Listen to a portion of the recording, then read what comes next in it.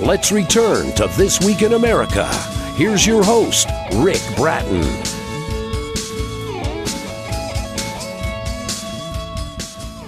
Welcome back, everybody. Coast to Coast, This Week in America. Does God exist? Is Jesus divine? What is the mission of the Catholic Church, its authority and authenticity, taking into consideration the Reformation denominations? What are the modern Christian concerns about issues like euthanasia and terrorism?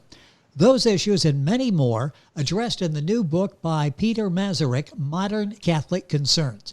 Peter was born in Germany, migrated to Australia with his parents in 1949, obtained a law degree from Sydney University, also a diploma in criminology, further postgraduate studies in arts, a distinguished law career, now retired, a lifelong interest in theology.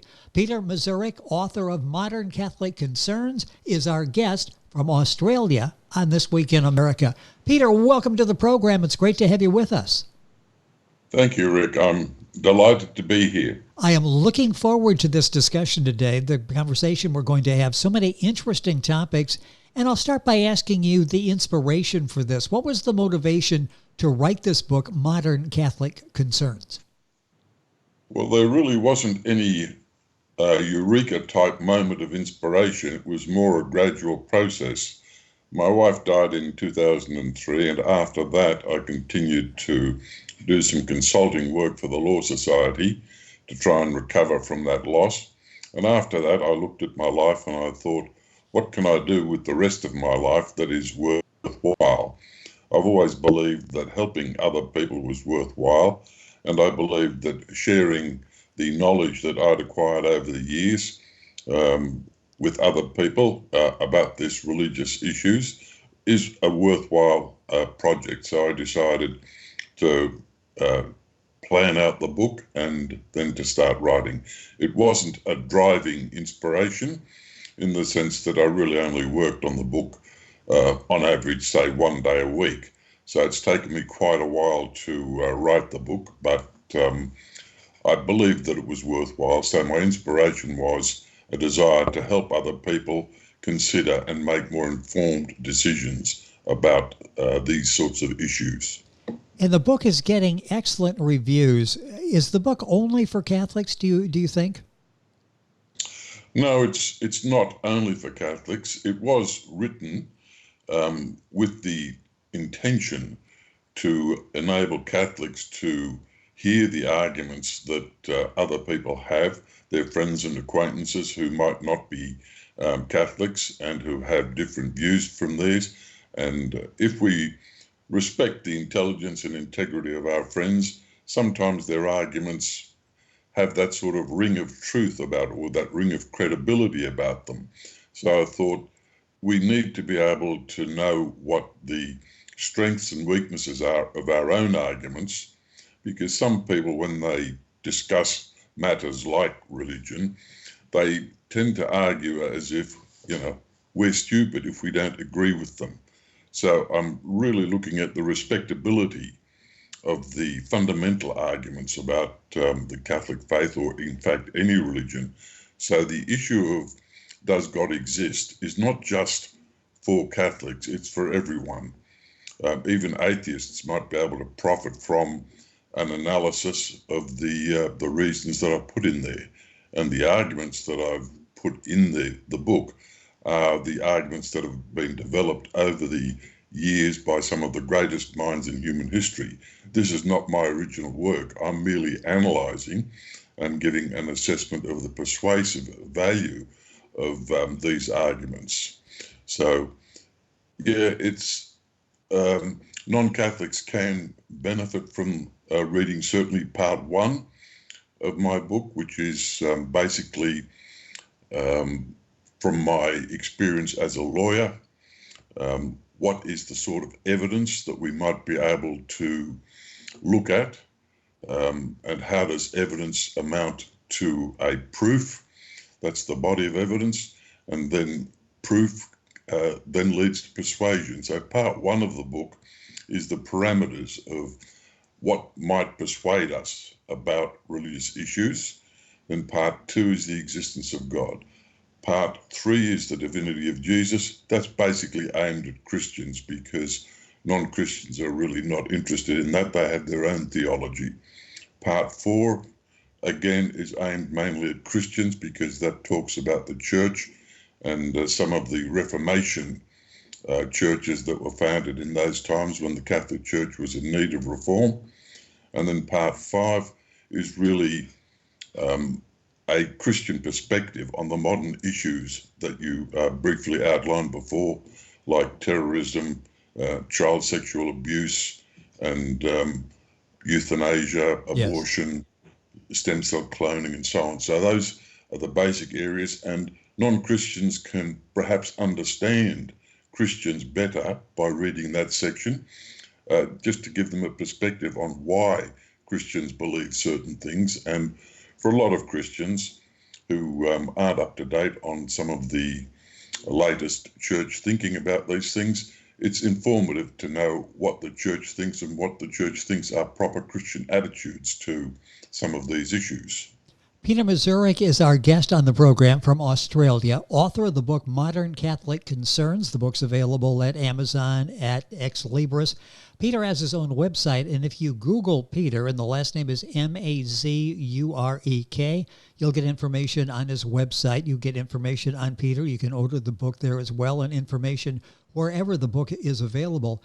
As you're writing something like this and you're talking about it, people understand that you're writing this book. Did anybody say, Peter, what are your qualifications to write this? Did that come up as you were working on this book? It's certainly a concern that I had because I'm not a priest or a cleric in any sense.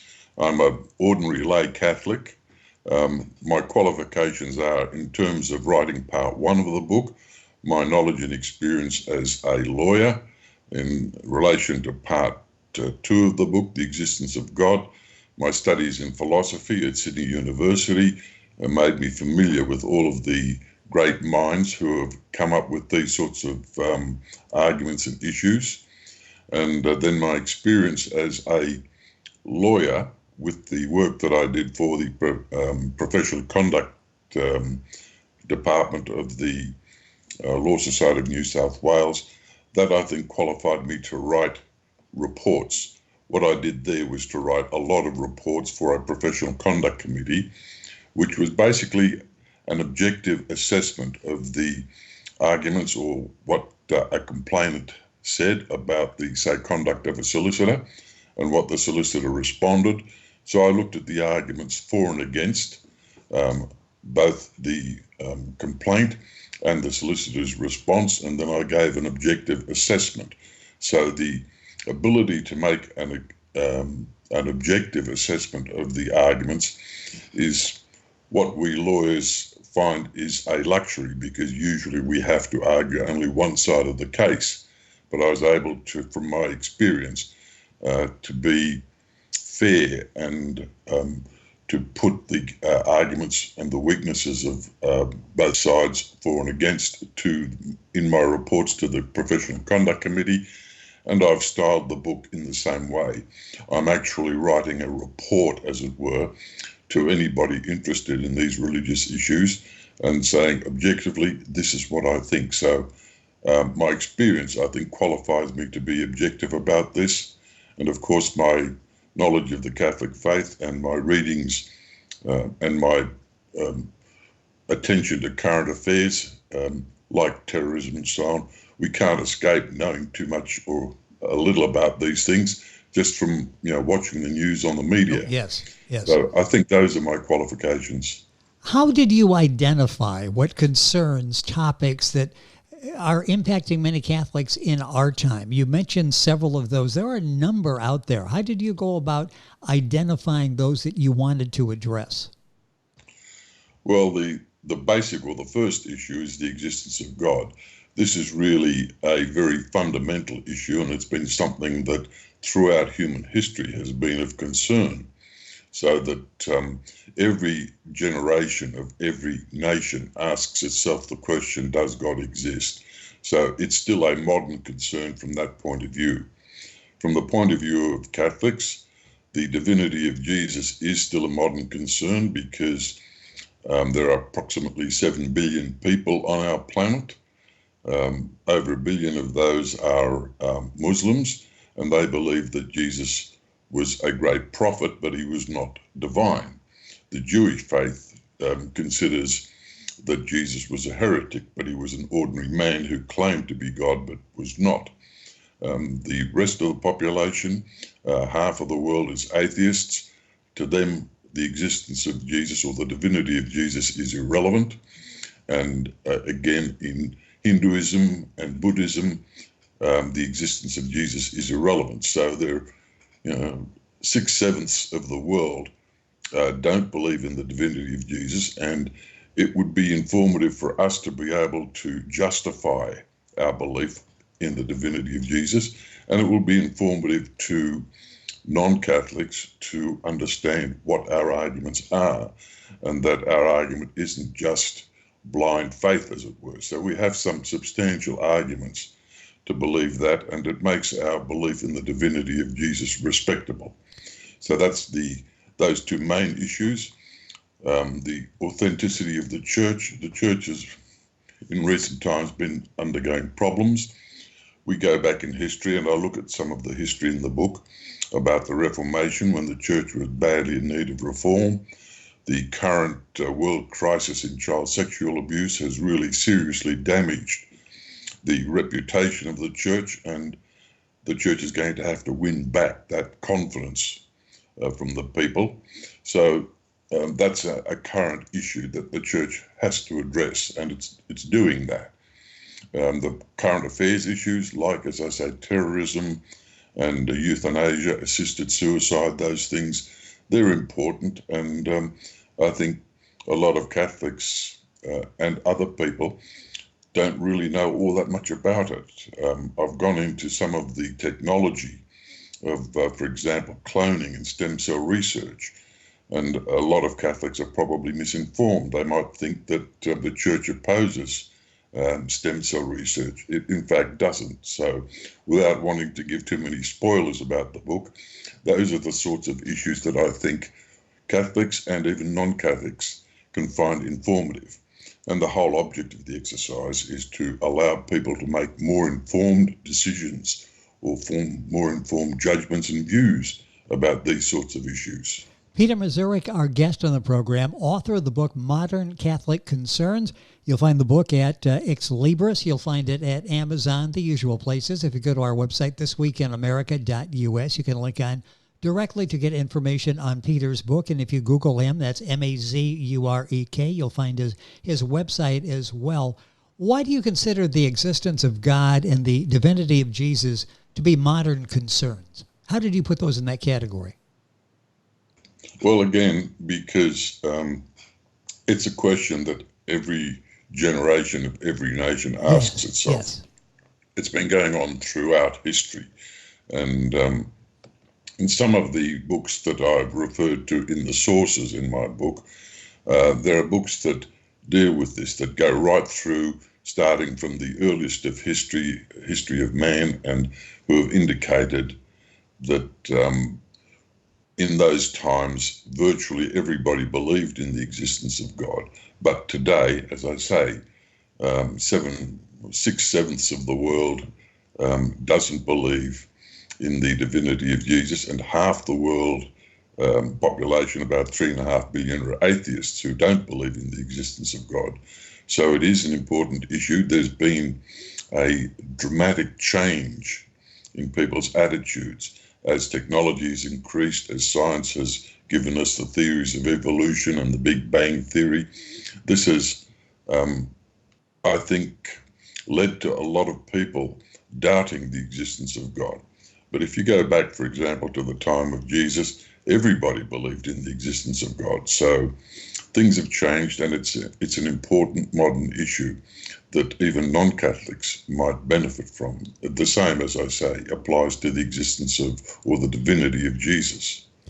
Who do you hope reads this book? Or do you consider this maybe preaching to the choir, to the converted? Well, it's not a book that tries to proselytize anything. It's not preaching to the converted because it's not a devotional book. It really considers the issues that of the belief in God and so on as very fundamental. These things underlie the theology of most of the religions of the world, so that I'm looking at the issues from a more philosophical or fundamental level than the teachings of any particular church. So I'm not preaching to the converted. I'm not trying to convert anybody to any particular religion.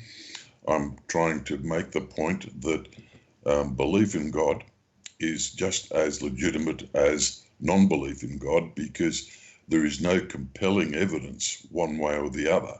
So that faith is really a matter of choice, and you've got to be persuaded in order to make that choice. And you're persuaded by evidence and arguments, and this is what I've done. I've presented the evidence and arguments and hope that people think for themselves. I trust human intelligence, and if I give people the arguments, I'm sure that they can think it out for themselves and work out what they want to believe. This book, because of that, is different than others out there, isn't it? It is different in the sense that most of the books that I've seen on the bookshelves and available on libraries and so on are books that are either devotional or, for example, informative about the theology and doctrines and dogma of the various religions. This book doesn't do that. I do, in fact, list the dogmas of the Catholic Church in my book, but I list them only. I don't really discuss them. I'm simply saying these are what the dogmas are, so that in relation to other books, yeah, it is about religion, but it's at a very fundamental level, and there's no book that I've seen that covers the same sorts of areas that I've covered in my book. So it is different in that way. Yes, and I'm looking at this, and I wonder the challenges of being objective, unbiased, as you put the book together and publish it. How challenging was that to be right down the middle in this and just presenting the information and then letting us decide? As I've said, it's a luxury for a lawyer to be able to be objective, because we have to normally do our best and argue the positive side of the case that we represent, so that when we have the opportunity as a lawyer to give an objective assessment, it's a bit like a judge who's addressing a jury, who might say, well, this is the evidence, you might think this about it, or you might think that about it. It's really, as I say, a luxury, and it was a pleasure for me to be able to take that approach to it. And it was my experience with the Law Society in writing reports to the committees that enabled me to acquire the skill to do that.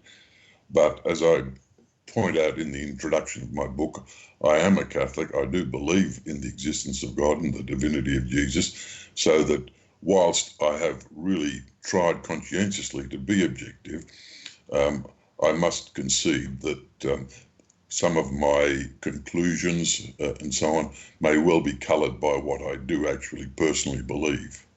What benefit do you hope that readers get from reading your book, Modern Catholic Concerns? What do you hope we take away? What benefit? The primary purpose of the book is to give people information. As I've said, I trust human intelligence. People can think for themselves, and I want them to think for themselves.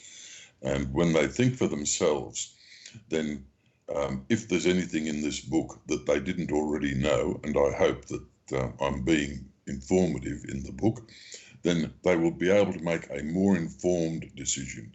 It doesn't matter to me what decision people make. It doesn't matter if they don't change their views, so long as the benefit that they can see from the book is that their decision is more informed than it would have been had they not read the book or not acquired the additional information that is in this book.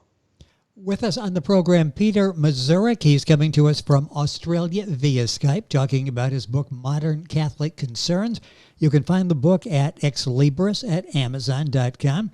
You can go Google Peter. He's got a website that'll be coming up and the book available at other sources as well. Peter's last name is spelled Mazurek. Peter, it's been a pleasure having you with us on the program. Excellent job with the book. You're laying out the information there for us and giving us a chance to use that information, formulate our own opinions. Thank you for being with us on the program.